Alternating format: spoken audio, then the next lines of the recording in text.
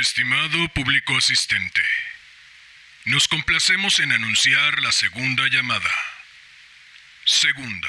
Hola, hola. Muy buenos días, tardes, noches, madrugadas. Quien quiera que sea que se encuentre al otro lado escuchando. Queridos gatos locos, personalísimamente suelo huir de las antologías como de la peste. A pesar de que la palabra antología, etimológicamente hablando, lleva implícita una selección de flores, las más bellas, la realidad, más allá del plano puramente etimológico, suele ser, al menos en mi experiencia, sobremanera distinta. No obstante, a menudo es posible encontrar, siempre que se esté dispuesto a buscar y seguir buscando y seguir buscando y seguir buscando, cuando menos una excepción a cualquier regla. La excepción, en esta ocasión, en realidad desde el lunes y el jueves pasados, llega de la mano del maestro del suspenso, Alfred Hitchcock.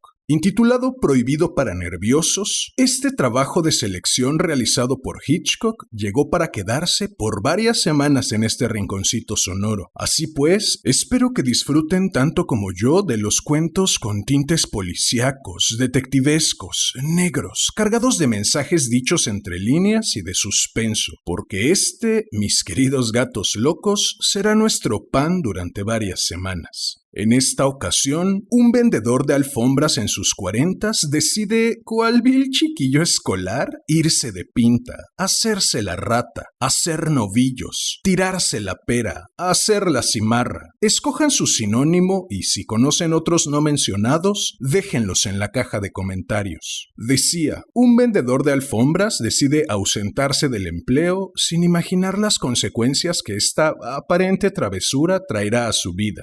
¿Quieren enterarse de todo el chisme? Yo espero que sí, porque ha llegado el momento de dar paso a este cuento que, como ya es costumbre, dedico a mi madre por leerme cuando era niño, a mi padre por regalarme aquella radiocasetera, al niño que fui por combatir el aburrimiento con tanta creatividad, al hombre que soy por tomar este sueño entre las manos y trabajar para tornarlo realidad, y por último, no por ello menos importante, a ti, quien quiera que seas y desde donde sea que me estés escuchando. Ha llegado la hora de correr el telón y de que empiece la función. Estimado público asistente, Damián Sastre presenta Caminando sola de Miriam Allen Deford. Esta es tercera llamada. Tercera. Comenzamos.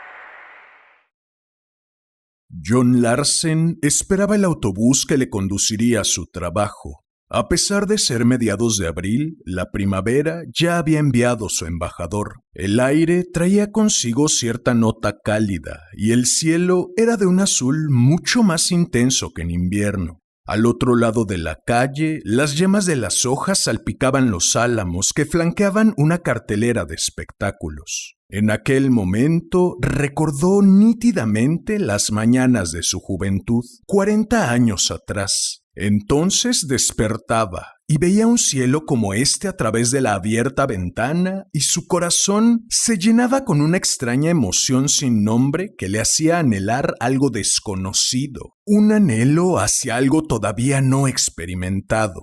No se veía el autobús por ninguna parte. Si el autobús llegaba tarde, él también llegaría tarde, y Sims pondría rostro agrio para decir: «Hoy es un día de mucho trabajo, Larsen. ¿Es que no puede usted llegar a tiempo?»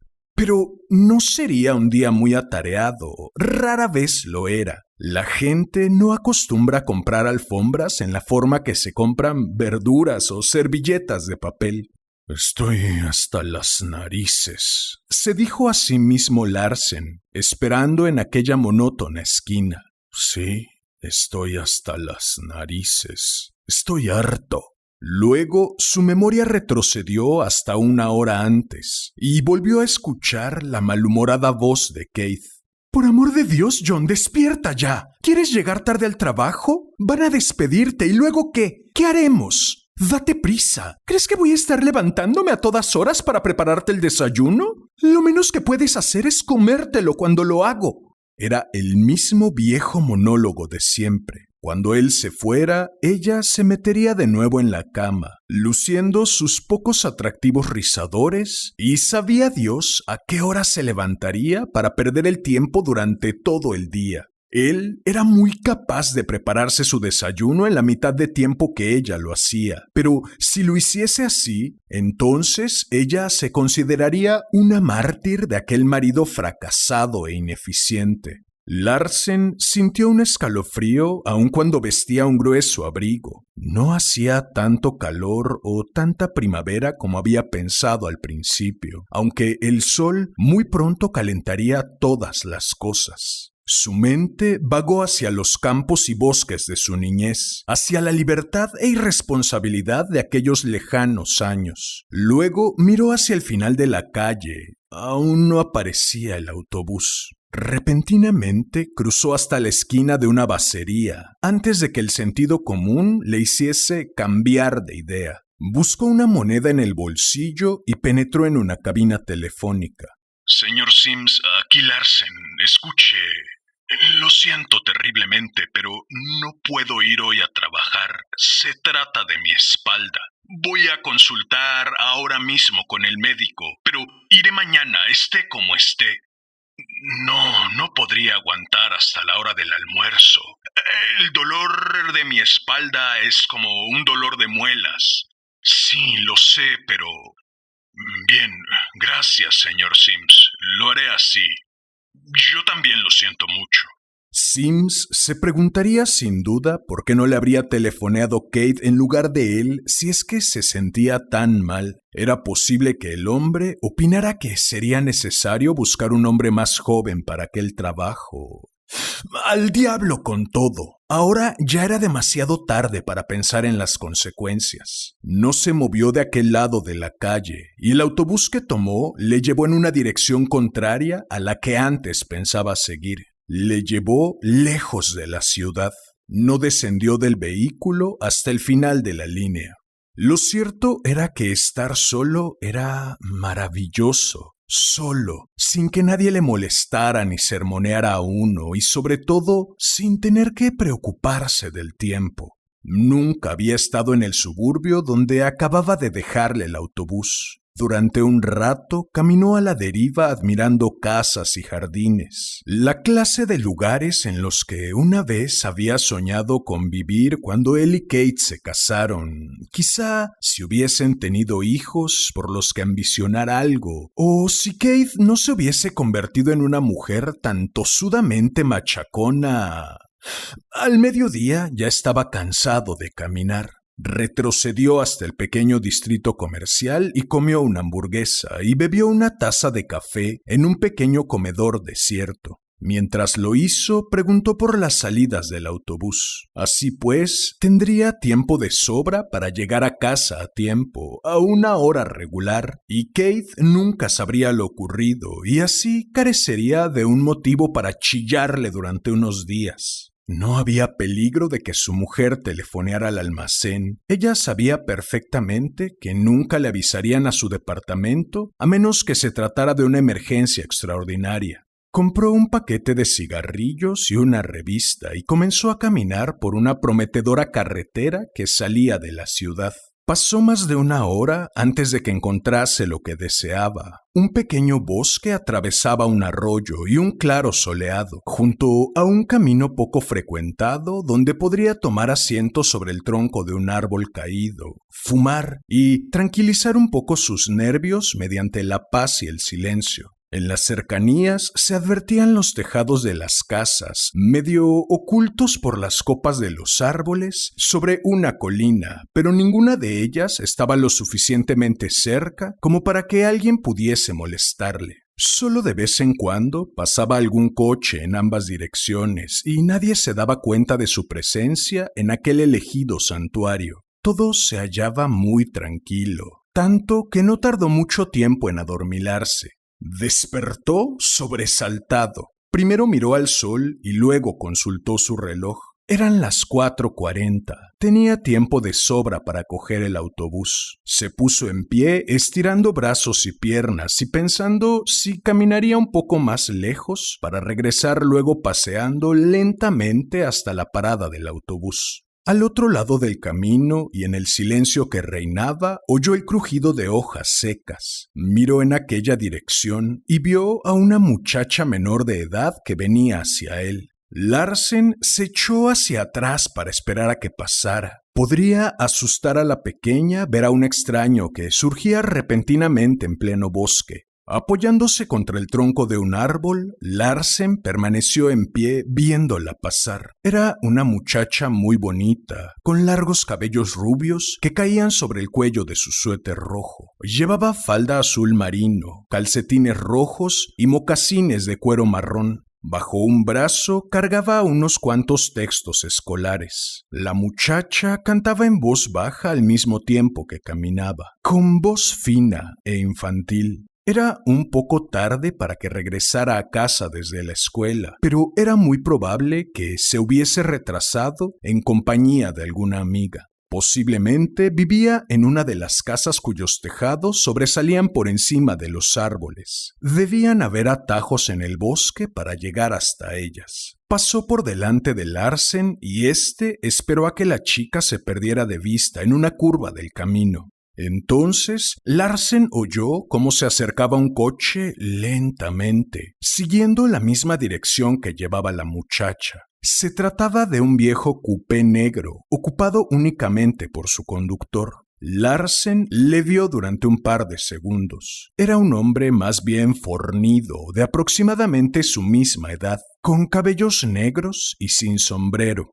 El coche también pasó ante él y a continuación Larsen salió a la carretera y se volvió hacia la ciudad. Ya un poco tarde pensó en que podía haber hecho una señal al coche y quizá éste le hubiera ahorrado un poco de camino hasta la misma parada del autobús. La muchacha se hallaba ahora a unos 100 pies de distancia, aproximándose a otra curva. El coche llegó a su altura y luego se detuvo. Todo sucedió tan rápidamente que Larsen apenas tuvo tiempo para espabilar un poco sus sentidos, un tanto adormecidos aún por la reciente siesta. El conductor saltó del coche y dijo algo a la muchacha. Esta movió negativamente la cabeza. El hombre la asió por los hombros y la empujó hacia el vehículo. La chica luchó y comenzó a gritar. El hombre la amordazó con una mano y siguió arrastrándola hasta el interior del coche, cuya portezuela cerró de golpe. La muchacha saltó hacia un lado, queriendo agarrar la manilla de la portezuela, quizá tras haber visto a Larsen, que estaba paralizado por la sorpresa. El hombre la golpeó 2 veces, derribándola al suelo del coche. Luego tomó el volante y se alejó rápidamente.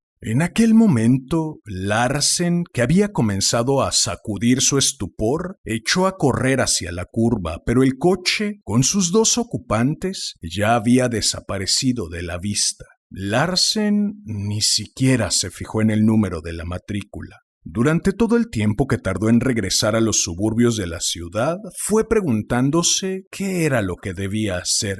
Sabía que era su deber ir en busca del primer policía que encontrase e informarle de lo que había visto, pero aquello implicaría explicar por qué él se encontraba allí en el bosque. Tendría que dar su nombre y dirección y aparecer más tarde como testigo en el caso de que hubiese visto cómo se cometía un crimen y capturasen a aquel individuo. Entonces, Sims sabría que él había mentido sobre los motivos de su ausencia del trabajo. Kate también se enteraría. Sims probablemente le despediría y Kate le haría la vida aún más imposible de lo que se la estaba haciendo ya. Era posible que no volviese a encontrar empleo, aunque fuera tan pobre como el que ahora tenía, a una edad en la que realmente era ya difícil situarse. No tenía ningún dinero ahorrado y tanto él como su esposa debían la mitad de las cosas que tenían en la casa. John Larsen tuvo repentinamente una visión clara y horrible del lío en que iba a meterse si informaba a la policía de todo cuanto había visto. Por otra parte, él no conocía realmente las circunstancias de todo aquello.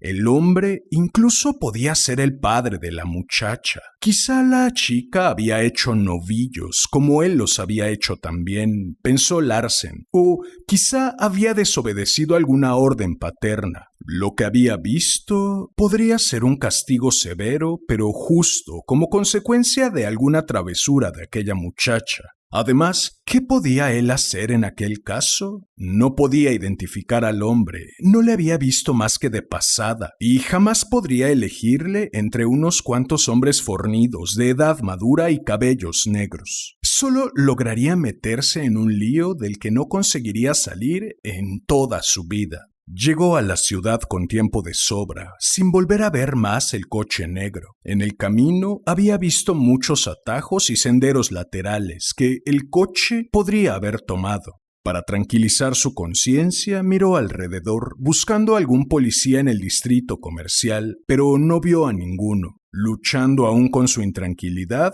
tomó el autobús y al enterarse de que éste le dejaría en la ciudad demasiado temprano, se apeó a medio camino y esperó al siguiente. Llegó a casa a la hora de costumbre y también como de costumbre descubrió que Kate aún no tenía la comida preparada. Tomó asiento para leer el periódico de la tarde mientras Kate se quejaba y le recriminaba desde la cocina. Jamás se preguntaban uno a otro las noticias del día. No había nunca nada que les interesara a ninguno de los dos. A la mañana siguiente, Larsen tuvo el suficiente sentido común para decir a Sims que el doctor había dicho que solo padecía un fuerte ataque de lumbago y que muy pronto se le pasaría. Cada vez que veía cómo los ojos de Sims se clavaban en él, entonces era cuando se acordaba de hacer algún gesto de dolor y llevarse una mano al costado. Por suerte, aquel día vendió a una mujer una larga pieza de alfombra para escaleras, trozo del que habían estado tratando de deshacerse desde hacía meses. Sims mostró su agradecimiento,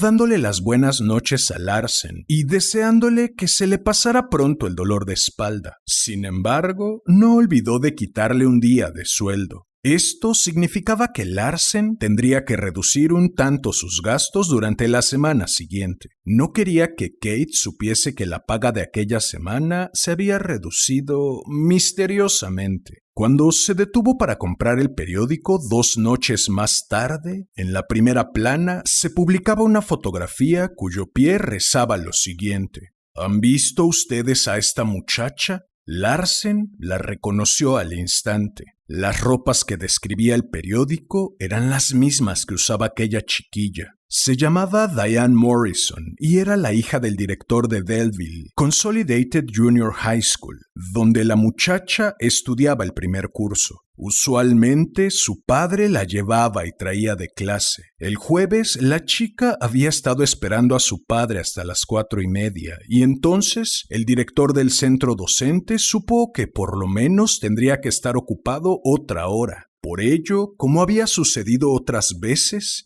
dijo a su hija que sería mejor que fuera caminando hasta la casa, la milla que la separaba de esta, y que dijera a su madre que él llegaría tarde. Cuando el padre llegó a casa alrededor de las 6, la muchacha no había aparecido por el hogar. Era una muchacha formal que habría telefoneado a casa en el caso de haberse detenido más de la cuenta en alguna parte. Sus padres la habían buscado por todo el camino que iba desde el colegio a casa y habían telefoneado a todas sus amigas, pero nadie había visto a Diane, ni nadie la había vuelto a ver desde entonces. Como existía la posibilidad de que se tratara de un rapto, el FBI había intervenido en el caso. Los agentes de esta institución, los del estado y los de la policía del condado, estaban peinando bosques y colinas alrededor de Belleville, pero hasta entonces no habían hallado el menor rastro de la chica.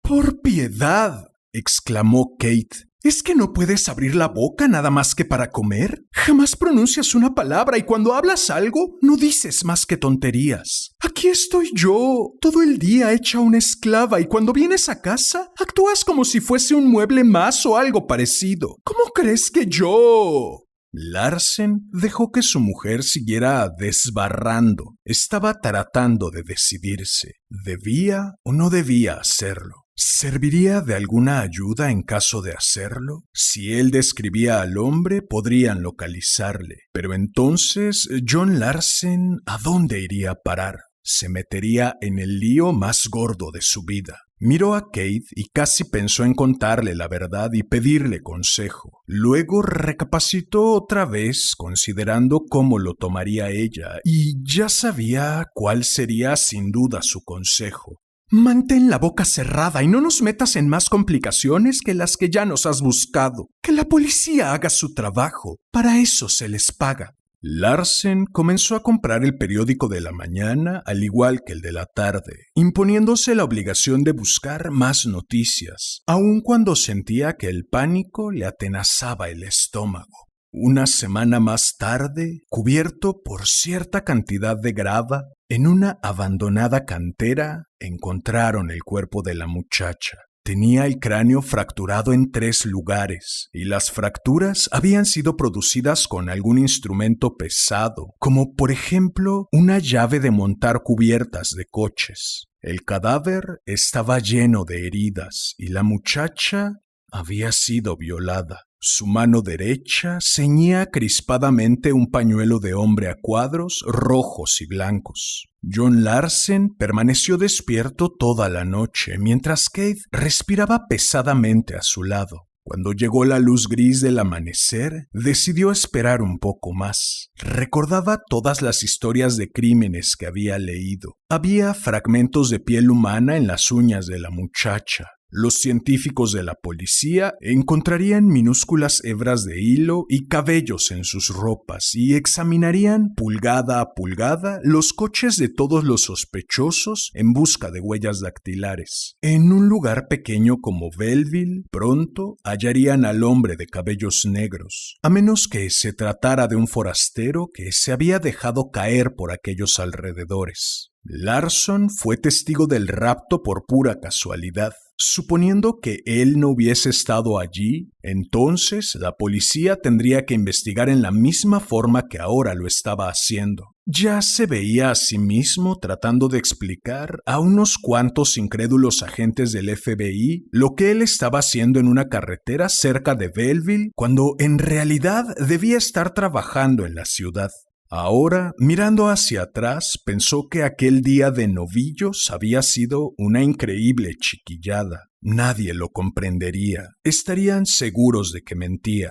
Incluso llegarían a pensar que había inventado toda aquella historia para protegerse a sí mismo. Le sujetarían a un interrogatorio de 3er grado. Para él sería la completa ruina. Lo único que podía hacer era pretender para sí mismo que aquel día jamás había existido en su vida. De todas maneras, pronto encontrarían al hombre, siempre lo hacían. Y entonces él se alegraría de no haber dado un resbalón que hubiese podido costarle terribles preocupaciones. Cuando 3 días más tarde leyó el epígrafe de prensa, capturado el sospechoso del caso Morrison, su alivio fue tan grande que las lágrimas acudieron a sus ojos. De pie en el autobús, comenzó a leer la noticia ávidamente. El hombre detenido era un ayudante del conserje del colegio. Se llamaba Joseph Kennelly. Desde el principio se había sospechado de él, decía la noticia de prensa. El hombre conocía de vista a la muchacha, por supuesto. Era soltero y vivía solo en una cabaña, compuesta por 2 habitaciones, situada cerca de la cantera donde había sido descubierto el cuerpo de la muchacha. Por otra parte, tenía antecedentes policíacos, no relacionados con delitos de carácter sexual, pero sí una larga serie de arrestos por conducta desordenada y por conducir en estado de embriaguez. Había pasado parte de su juventud en una institución para retrasados mentales. La teoría de la policía era que el hombre había visto a la muchacha abandonar el colegio tarde, en un momento en el que él estaba libre de servicio. No cabía la menor duda de que el hombre también mostraba insólito interés hacia la muchacha. Ahora, cuando ya era demasiado tarde, los estudiantes contaban cómo Joe había hecho más de una vez comentarios vulgares acerca de los cabellos rubios de la muchacha y acerca de su figura que estaba comenzando a formarse. Era un trabajador muy descuidado, se llevaba mal con el director del colegio y se había metido en dificultades más de una vez por beber en las horas de trabajo. El señor Morrison le había amenazado con el despido. Así pues, los motivos del crimen estaban claros: venganza y lujuria. Y el pañuelo era suyo. Una marca de la lavandería lo demostraba. Además, en la parte izquierda de la mandíbula tenía un profundo arañazo de 1 o 2 semanas de antigüedad.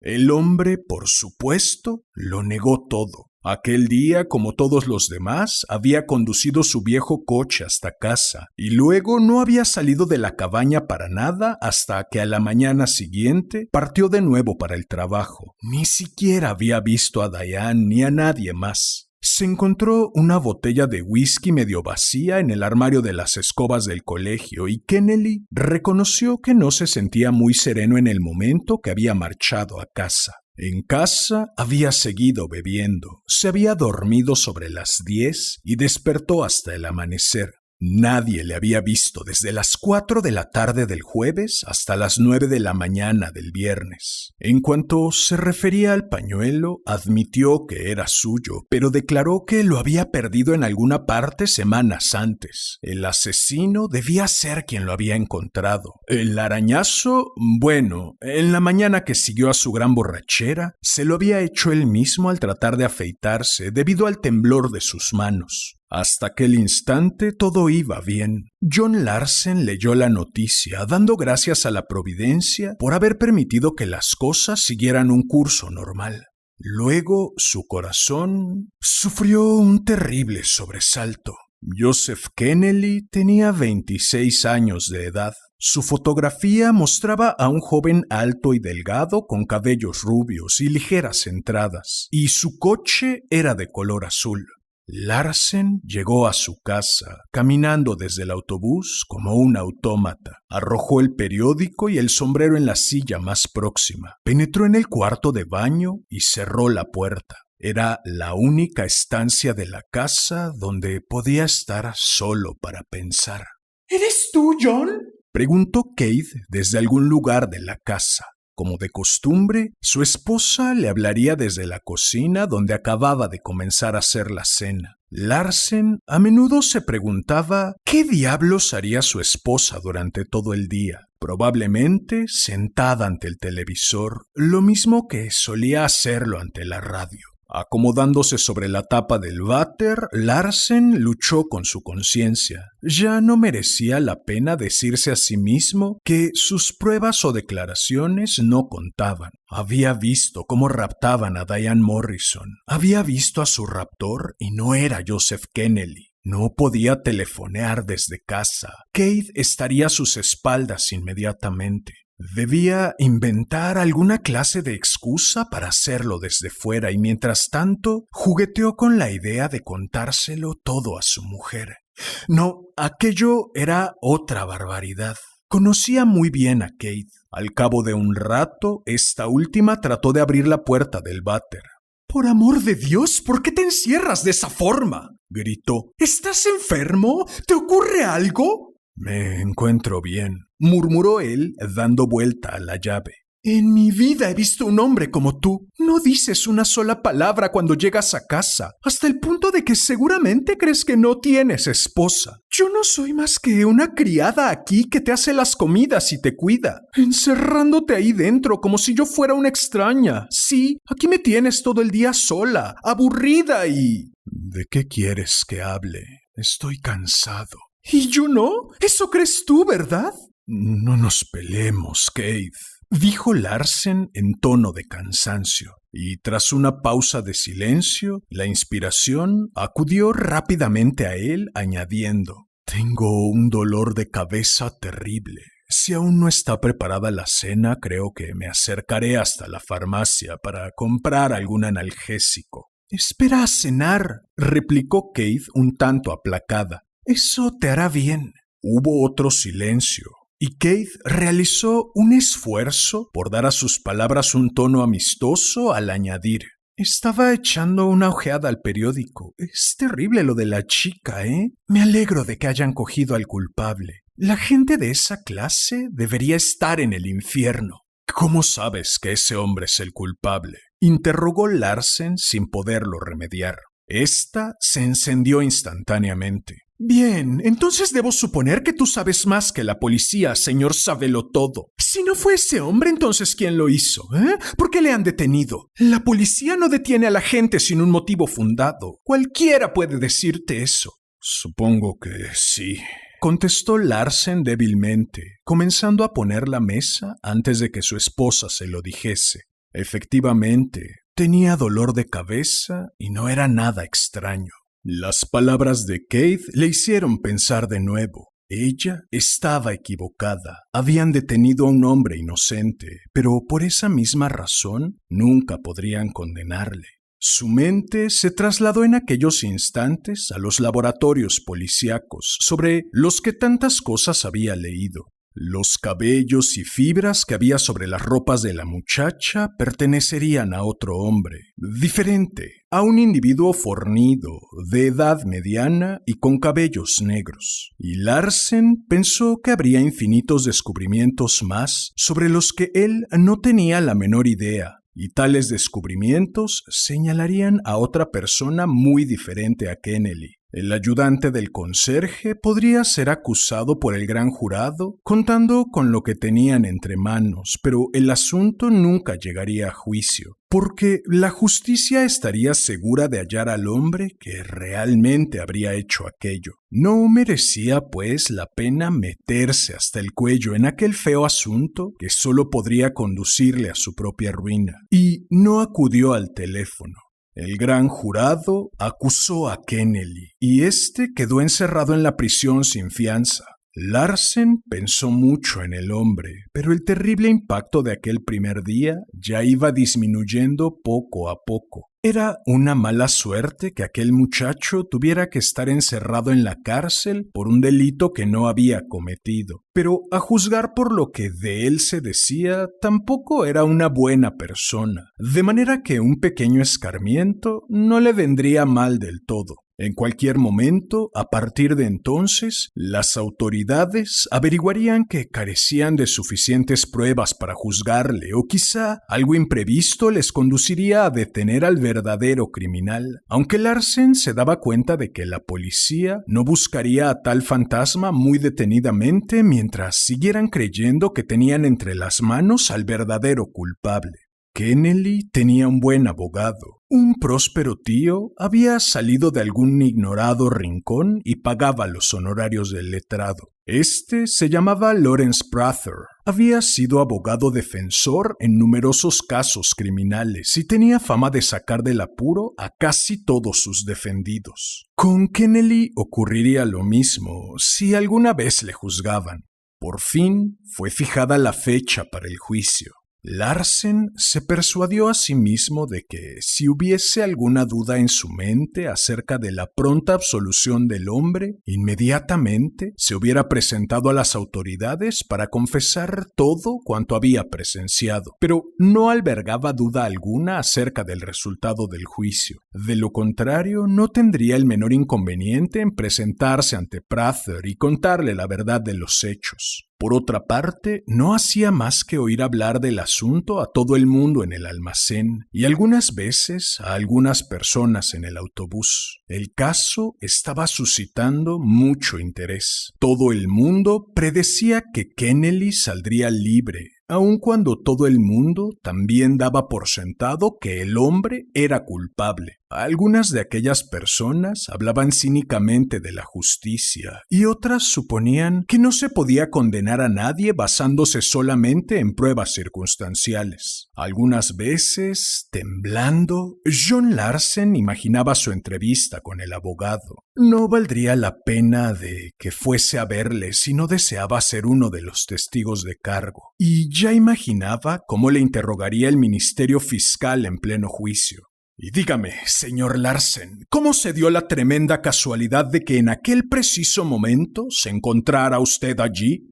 No habría nadie que corroborase su declaración, nadie que la apoyara. Sería su palabra la que tendría que prevalecer contra la de todo el mundo. La acusación quizá podría llegar a demostrar que él había sobornado a Kennelly para que sirviera de cabeza de turco y que había sido él, en realidad, el auténtico criminal. Incluso podrían sospechar o pretender sospechar que él era amigo de Kennelly y que se prestaba voluntariamente a inventar un cuento para defenderle. Pero las personas que en aquel maldito día habían estado en el comedor de aquel restaurante podían identificarle y declarar que, efectivamente, él había estado en Belleville aquella tarde. Sin duda, resplandecería su inocencia, pero con toda la notoriedad que el caso iba a otorgarle, su vida quedaría totalmente arruinada.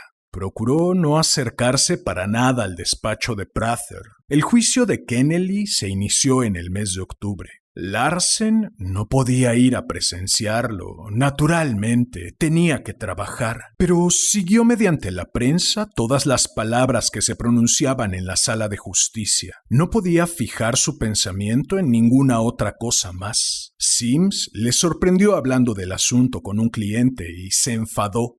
«Queremos que aquí la gente piense solo en las alfombras que hay que vender», dijo, «y no en crímenes, señor Larsen. Si no puede usted atender a su trabajo». Larsen se disculpó humildemente y a partir de entonces cuidó de pisar más despacio en el almacén. Estaba asombrado y atemorizado por la excitación pública. Costó casi una semana reunir el jurado. Kennelly era abucheado cada vez que se le sacaba de la prisión. El crimen sexual de una muchacha muy joven era el peor delito imaginable, y la gente deseaba se castigara a alguien por ello.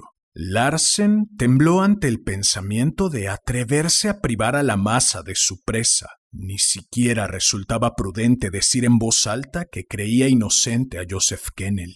A medida que el juicio progresó, Larsen comenzó a sufrir pesadillas. No podía comer y estaba perdiendo peso. Incluso Keith lo notó y le sermoneó por ello. Al igual que todo el mundo, Keith seguía el proceso con interés y cada noche deseaba hablar sobre el asunto. Ella sabía que Kennelly era culpable y la silla eléctrica sería cosa demasiado buena para aquel individuo. Si salía en libertad, la gente debía lincharle. «¡Cállate ya!», gritó Larsen terriblemente nervioso. «Claro, supongo que lo sientes por él», replicó Keith. «Puede que tú desearas hacer algo como eso y salir luego libre». Larsen se fue al cuarto de baño para evitar responder a Keith.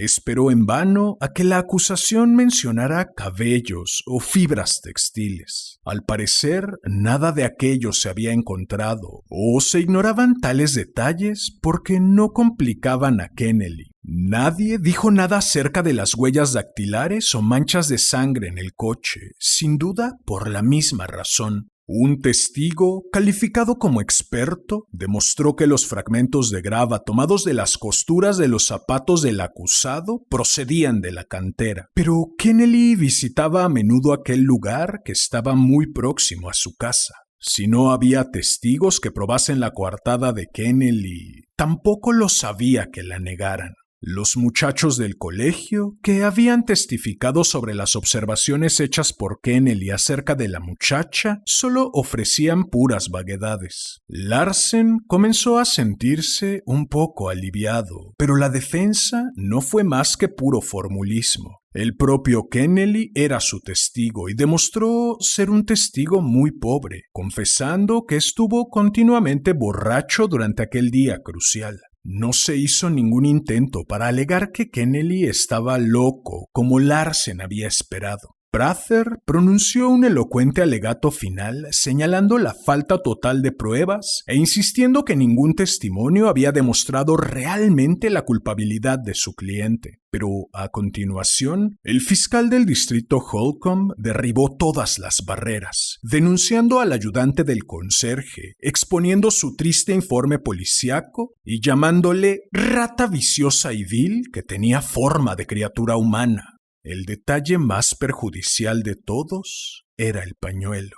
No creo en coincidencias de esa clase, dijo Holcomb sarcásticamente. Les diré a ustedes lo que creo. Creo que la muchacha quitó de un bolsillo de Kennelly ese pañuelo cuando luchaba por su honor y por su vida. Y creo que Diane arañó su rostro en débil intento de lucha para tratar de escapar del monstruo que la atacaba. El público que llenaba la sala aplaudió, y el presidente de la sala tuvo que amenazar con desalojarla. En sus consejos al jurado, el juez Smith trató de ser neutral, pero el jurado vio claramente hacia qué lado se inclinaba. Y los miembros del jurado también hicieron lo mismo. Recordaban vívidamente las fotografías del cadáver de la muchacha.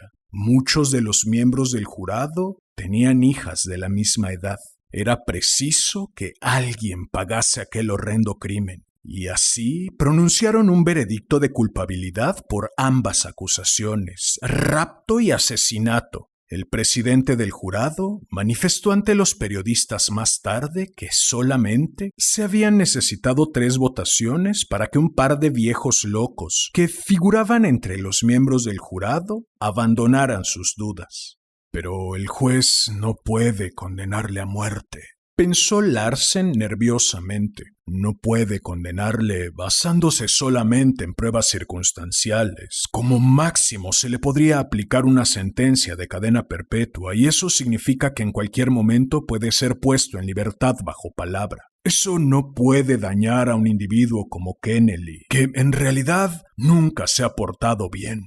El juez sentenció a Kennelly a morir en la silla eléctrica. También él tenía hijas. Pero siempre hay el recurso de apelación, pensó Larsen desesperadamente. La apelación será concedida. Kennelly asistirá a otro juicio, y para entonces quizás se habrá abierto paso la verdad. ¡Por amor de Dios! ¡Deja ya de hablar entre dientes!, gritó una noche Keith. ¿Qué es lo que te pasa desde hace una temporada? Y fumas demasiado, John. No lo consentiré. Estás gastando una fortuna en cigarrillos. Se negó la apelación a Kennelly. El fiscal del distrito manifestó a los representantes de la prensa que se sentía muy complacido. La muerte es poca cosa para una serpiente de la categoría de Kennelly, fue su comentario final.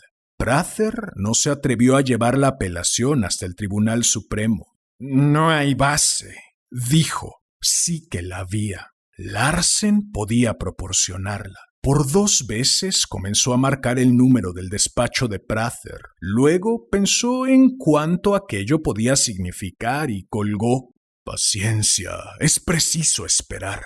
Se dijo a sí mismo, aquellas cosas casi siempre duraban años, uno tras otro, suspensión de ejecución tras suspensión. Todo el mundo lo sabía.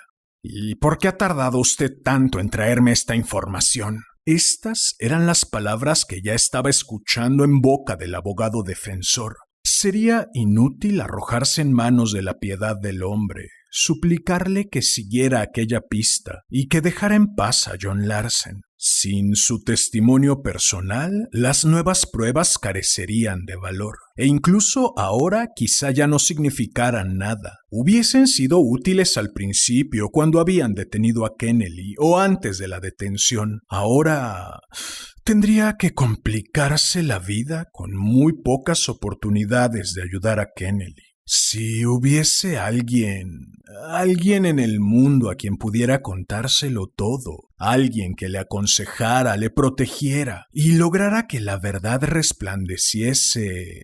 Kennelly se hallaba en una celda de la muerte, en la penitenciaría del estado. La fecha de su ejecución estaba señalada para 3 meses después. Luego no faltaban más que 2 meses y a continuación 1. Prather llevó al tío de Kennelly, su único pariente, a ver al gobernador, pero éste se presentaba a una reelección en el siguiente mes de noviembre. No podía, pues, suspender la ejecución de un hombre que estaba condenado por haber raptado, violado y asesinado a una muchacha de 10 años de edad. Muy pronto faltó una sola semana y luego 2 días. John Larsen había perdido 20 libras de peso. Tenía hasta miedo de dormir. Una noche, sufriendo una pesadilla, se puso a gritar desesperadamente y despertó a Keith. Apenas volvió a dar importancia a las recriminaciones de su esposa. Si estás enfermo, vete a ver al médico. No lo estoy. ¿Crees que soy tonta? Algo raro te pasa. ¿Qué es lo que estás haciendo, John? Y acto seguido, la mujer comenzó a analizar una serie de posibilidades. ¡John, dímelo! Y tras romper a llorar, añadió: Ya sé lo que es y no pienso aguantarlo. Estás pensando en alguna otra mujer. Si crees que después de 27 años voy a permitir que... Larsen se echó a reír. El sonido de su risa no fue nada agradable. Gran cantidad de alocados planes comenzaron a cruzar por su cerebro. Iría a Belleville, daría caza al hombre de cabellos negros y le obligaría a confesar la verdad. Tonterías. No hubo suspensión de la ejecución en el último minuto. Larsen supo entonces que en el fondo de su corazón nunca lo había esperado. Kennelly fue a la silla a la hora prevista, gritando su inocencia hasta el último segundo de vida. Leyendo cada una de las penosas palabras impresas en el periódico, John Larsen quedó, al fin, frente a frente con la verdad desnuda. Quizá él no hubiese podido impedir la muerte de la muchacha, aunque sí lo habría logrado de haber actuado a tiempo, pero ya había hecho bastante. Había permitido morir a un hombre con objeto de agarrarse a un empleo y a una esposa que odiaba. Él, John Larsen, había asesinado a Joseph Kennelly, a quien jamás había visto en su vida. A un hombre que para él era tan desconocido como aquel individuo que asesinara a la pequeña Diane Morrison. Así pues, John Larsen era un asesino y los asesinos deben morir. Pero él no tuvo valor para salvar a Kennelly y tampoco lo tendría para morir él. Todo cuanto le era dado hacer consistía en aguantar los gritos de la conciencia hasta el último momento. Aquella misma noche, al ver la expresión de su rostro, las palabras de Kate se congelaron en sus labios. John Larsen cenó en silencio. Inmediatamente después se fue a la cama. Durmió 14 horas con sueño profundo, como el de un animal agotado. A la mañana siguiente estaba mostrando una alfombra a una clienta cuando de repente la dejó caer al suelo y todo su cuerpo se puso rígido. Luego comenzó a gritar: ¡Yo lo hice! ¡Yo lo hice! ¡Yo lo hice! Se necesitó la ayuda de 2 hombres para sujetarle y esperar a que llegara la ambulancia. Y cerca de Belleville, un hombre fornido, de cabellos negros, un tipo inofensivo al que todo el mundo conocía y nadie había dado ni daba importancia, recorría los caminos solitarios de aquella zona en su coche negro y observando cuidadosamente los alrededores por si descubría alguna chica bonita caminando sola.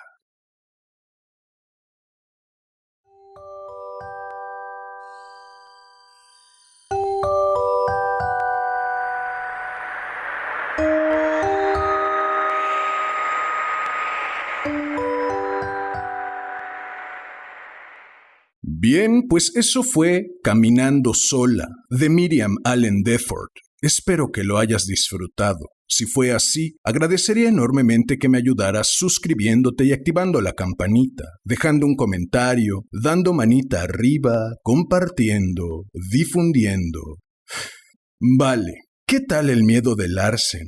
No sé ustedes, yo no lo culpo y no solo eso, hasta cierto punto soy muy capaz de comprenderlo. ¿Cómo no sentir miedo cuando lo que el destino nos promete es arrebatarnos de cuajo todo lo que somos y poseemos? Claro, pareciera que si el destino le arrebatara ese empleo que odia y esa mujer que ya no ama, le estaría haciendo un favor. No obstante, qué difícil enfrentar el duelo de dejar de ser la persona que se es, aun cuando no se guste serla. ¿No les parece? A mí sí, no solo me lo parece, sé por experiencia que es difícil, muy difícil, y doloroso, muy doloroso. Algunas veces incluso llega a ser absolutamente desesperanzador, pero ¿no lo es acaso también el mantenerse en un sitio que, lejos de concedernos aunque sea un poquito de sentido para este sinsentido que llamamos vida, acaba por arrebatarnos incluso las ganas de siquiera salir a buscarlo? Porque si lo pensamos con una pizca de amplitud y otra pizca de cinismo, Larsen, al huir de su trabajo, aunque sea solo por un día, e internarse en el bosque, en realidad está huyendo de sí mismo. ¿Qué mayor muestra de ausencia de ganas de siquiera buscarle sentido a la vida que el huir de nosotros mismos? Si por lo que voy a decir me quieren odiar, les concedo beneplácito. Es mi deber, como capitán de la nave, adelantarles el final de la película. No importando cuánto pretendamos alejarnos, no importando cuánto nos esforcemos, de algún modo o de otro, siempre acabaremos por darnos alcance. Y pareciera que hablo desde un lugar privilegiado y sabio, nada más lejos de la realidad. Hablo desde el centro de la vorágine misma. ¿Qué le vamos a hacer? En fin. Si a ti como a mí te gustan las historias que te lanzan de lleno y sin pedir permiso al centro de la vorágine misma, si deseas hacerme saber tu opinión acerca de esta nave de los gatos locos, si deseas estar al tanto del contenido que publico o si deseas sugerir un cuento o una pluma nueva para cualquiera de las dos secciones de este hermoso, sensual y exquisito podcast. Puedes buscarme en Facebook como Damián Sastre, mi perfil personal, en YouTube como Damián Sastre Presenta, Casi Diario de un Loco y Damián Sastre Presenta, Déjame leerte un cuento, en mi Instagram, @Casi Diario de un Loco. Ahora también en TikTok como Damián Sastre Presenta, y en la página homónima de Facebook, en donde iré congregando todo lo concerniente a esta nave de los gatos locos y sus múltiples aventuras, las ya emprendidas y las que se están por emprender. Si llegaste hasta aquí, como ya es costumbre, agradezco inconmensurablemente tu valiosísimo tiempo. Recibe un enorme abrazo. Ten una excelente vida y hasta la próxima.